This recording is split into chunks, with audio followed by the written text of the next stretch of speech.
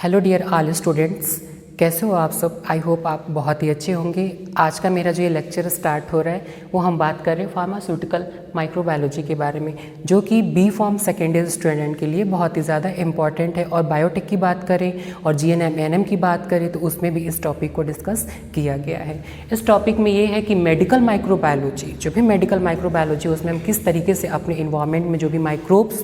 Present हैं उस तरीके से हम कैसे प्रोटेक्ट कर सकते हैं अपने आप को, और वो माइक्रोब्स यदि हमारी बॉडी पे इंटर्स करते हैं तो किस तरीके से हमारी बॉडी को इफ़ेक्ट कर सकते हैं। यदि वो माइक्रोब्स आपकी बॉडी में इंटर्स कर रहे हैं तो वो different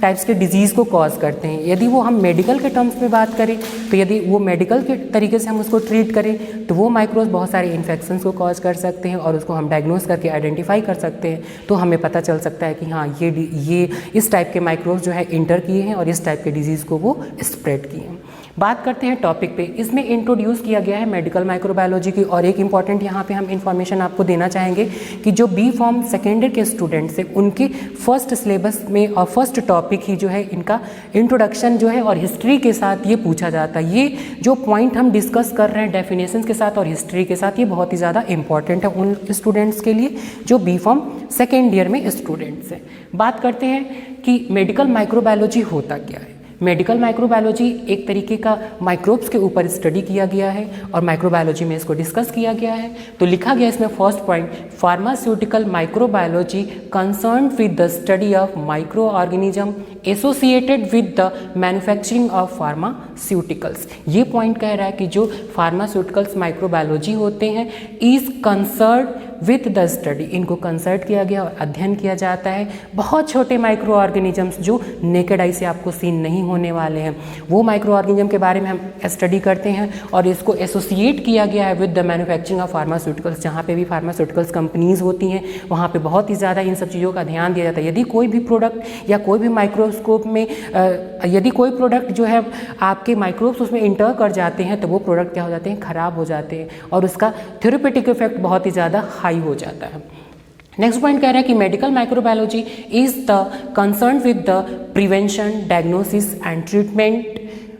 to various infectious disease. Medical microbiology में जब हम कंसर्ट करते हैं तो विद द प्रिवेंशन, इसके साथ हम बचाव कर सकते हैं, डायग्नोसिस उपचार कर सकते हैं, ट्रीटमेंट कर सकते हैं। किस तरीके से हम अपने आप को प्रिवेंट कर सकते हैं टू वेरियस इन्फेक्शियस डिजीज। जैसे इस इन्वायरमेंट में बहुत सारे माइक्रो ऑर्गेनिज्म हम लोग के साथ चलते होते हैं जिससे हम अपने आप को प्रोटेक्ट कर सकते हैं, और वही माइक्रोब्स बॉडी में इंटर कर जाएंगे तो बहुत ही तरीके के आपके इन्फेक्शंस को कॉज करा सकते हैं। बात करते हैं थर्ड पॉइंट की, तो medical microbiology is the study of micro organism. Similar सारे पॉइंट्स हैं जो आपस में ही कोरिलेट कर रहे हैं, लेकिन ये व्यू ऑफ पॉइंट आपका है कि आप डेफिनेशंस के साथ अलग अलग पॉइंट लिखते हैं तो बोर्ड एग्जाम्स के लिए बहुत ही ज़्यादा हेल्पफुल होने वाला है। इसमें कह रहा है कि जो मेडिकल माइक्रोबायोलॉजी है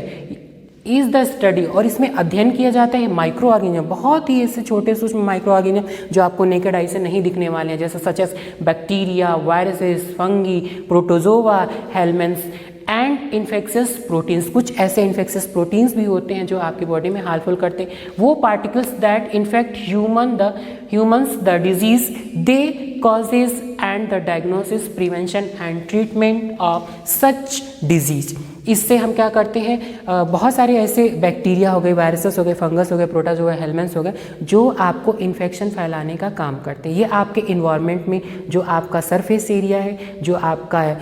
घर है, जो आपके सरफेस है, उसमें ये पाए जाते हैं। ये आपकी बॉडी में कैसे इंटर कर लेते हैं, वो आपके रेस्पिरेटरी सिस्टम से इंटर कर लेते हैं, जो आपका इंट्रीगोमेंट्री सिस्टम है, जो आपका स्किन सरफेस है, उसे इंटर कर लेते हैं। जो भी हम लोग सरफेस पे टच करते हैं वो हमारी नोज से, माउथ से, वो हमारे आईज से बॉडी के अंदर इंटर कर जाते हैं, तो वो इन्फेक्शंस की तरह कॉज करते हैं। वो अपनी आपके बॉडी में बहुत ही तेज़ी से वो क्या करते हैं, इन्फेक्शन को स्प्रेड करते हैं, अपना परिवार बनाते हैं, कॉलोनीज़ को बढ़ाते हैं, तो बहुत ही ज़्यादा इन्फेक्शंस कॉज हो जाता है। जब उनका कॉलोनीज़ परिवार बढ़ता है तो आपके इम्यून सिस्टम पे वो हावी हो जाते हैं और आपका इम्यून सिस्टम क्या होते हैं कि सेटल डाउन होने लगते हैं, और उसके कारण जो है आपका बहुत ही ज़्यादा इन्फेक्शंस कॉज हो जाते हैं। उसके बाद से बात करते हैं कि microorganisms are found abundantly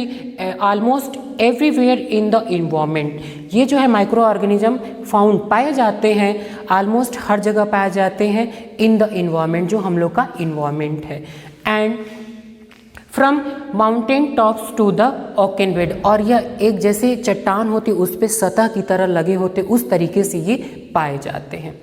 history की बात करें या हिस्टोरिकल प्रिस्क्रिप्टिव्स की इन माइक्रोबायोलॉजी की बात करें तो इसकी हिस्ट्री देखनी है कि इसमें किस तरीके के साइंटिस्ट आए थे और कौन कौन साइंटिस्ट आए थे, किस ईयर में आए थे और उन्होंने अपना व्यू ऑफ पॉइंट कब रखा था। उन्होंने बहुत सारे पॉइंट्स को डिस्कवर्ड किया था, इसमें बहुत सारे पॉइंट्स को कंसल्ट किया था, जैसे आपके लुइस पास्चर हो गए और एंटोनी वैन ल्यूवेनहुक हो गए। एंटोनी वैन ल्यूवेनहुक है जो इनको फादर ऑफ माइक्रोस्कोप भी कहा जाता है, और जो ये लुइस पास्चर है इन्होंने जो कंसल्ट किया था कि ये बहुत सारे जो डेवलपमेंट हो रहे हैं या माइक्रो ऑर्गेनिज्म है, साइंटिफिक स्टडी के आधार पे इन्होंने दिया था कि ये डिजीज़ है, तो यदि ये माइक्रो ऑर्गेनिजम्स हैं तो किस तरीके के बैक्टीरिया में देखे गए हैं और किस तरीके से पाए गए कि वो बैक्टीरिया है कि वायरसेस है कि फंगस है कि प्रोटोजोआ है। बात करते हैं history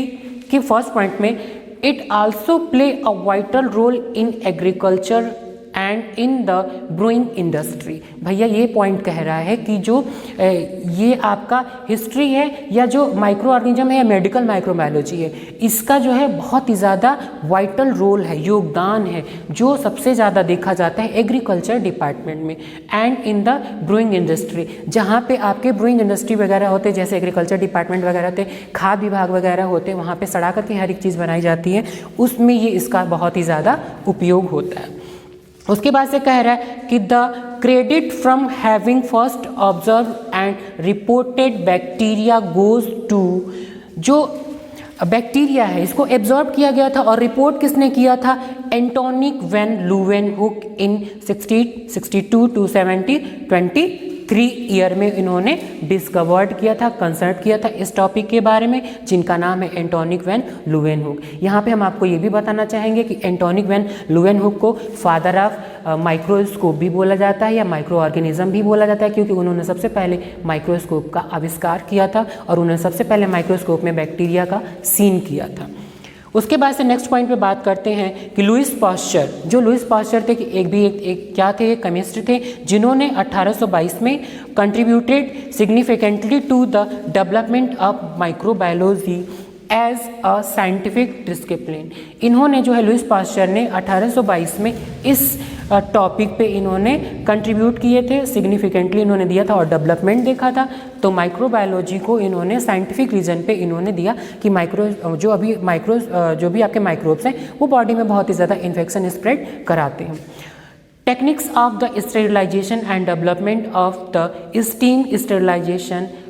hot air oven and autoclave, कह रहा है कि जो टेक्निक्स इसमें यूज़ किए जाते हैं, जैसे जो भी सरफेस हो या हॉस्पिटल्स हो, उसमें बहुत सारे इन्फेक्शन हो, बहुत तरीके के पेशेंट्स वगैरह आते हैं, या हम लोग का जो इन्वायरमेंट है, हम डिफरेंट इन्वायरमेंट से आते हैं, तो हम लोग के साथ बहुत ही सारे माइक्रोब्स या बैक्टीरिया या फंगस जो भी हैं वो बॉडी के साथ एक सरफेस से दूसरे सरफेस से पहुँचते रहती। तो कह रही है कुछ ऐसे टेक्निक्स लगाया जाए कि जो बैक्टीरिया वायरसेस उस सरफेस पे चिपके हुए हैं उनको हम डिस्कार्ड कर सकें, हटा सकें। तो स्टेरिलाइजेशन प्रोसेस के द्वारा ही हम उसको हटा सकते हैं। जैसे हॉस्पिटल्स में जब डॉक्टर सीजर्स करने जाते हैं तो जो भी इक्विपमेंट्स यूज़ किए जाते हैं, सीजर हो गए या जो भी आपके निडल्स वगैरह हो गए या इस तरीके की जो भी चीज़ें वो यूज़ करते हैं, कॉटन्स वगैरह यूज़ करते हैं या जो आपके गॉज वगैरह यूज़ करते हैं, तो पहले उनको क्या किया जाता है, स्टेरिलाइज़ किया जाता है। तो स्टेरिलाइज़ किया जाता है, तो इस विधि में बता रहा है कि स्टीम स्टेरिलाइजेशन, इसमें भाप के द्वारा जो है हम स्टीम देते हैं, भाप देते हैं,